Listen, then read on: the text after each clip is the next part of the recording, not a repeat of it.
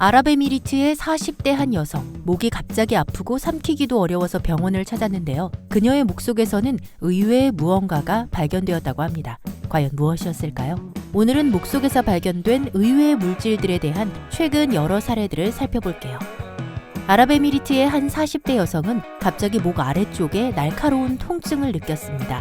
물조차 삼키기 힘들었지만 병원에서 시행한 검사에서는 아무 이상이 없었죠. 그녀는 진통제와 항생제만 처방받고 돌아갔습니다. 그런데 5일 동안 고통은 계속됐고 결국 추가 검사를 받게 됐는데요.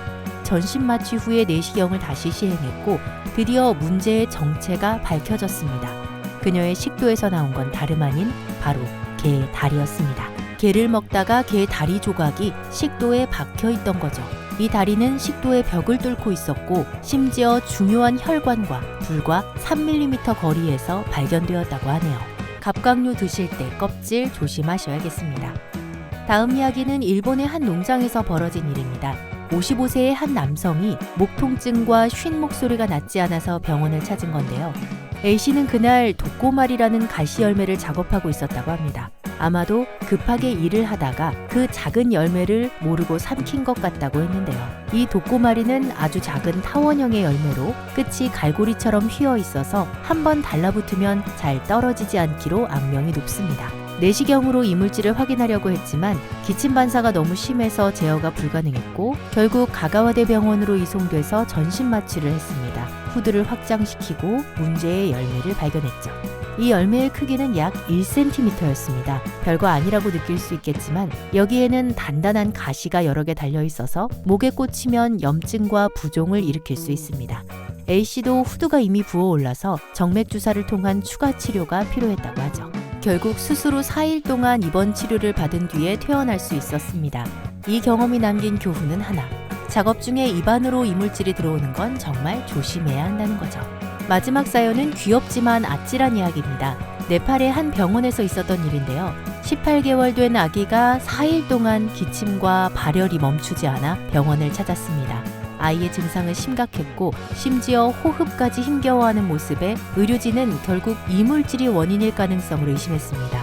CT 검사를 통해서 왼쪽 기관지에 이물질이 막혀 있는 걸 확인하고 다음 날 기관지경 검사를 계획했습니다. 기관지에서 이물질을 빼내는 건 어른도 아이도 힘든 경험인데요. 그런데 검사 전날 밤 기적 같은 일이 벌어졌습니다.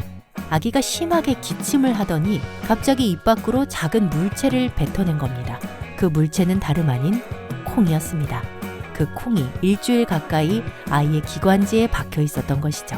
뱉어진 콩의 크기는 약 1.5cm로 기관지를 막아서 호흡을 방해했던 주범이었습니다.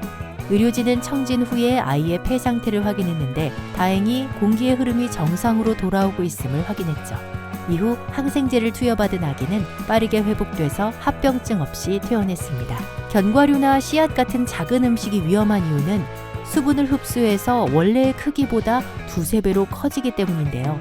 빨리 빼내지 않으면 결국 호흡곤란으로 이어질 수 있는 거죠.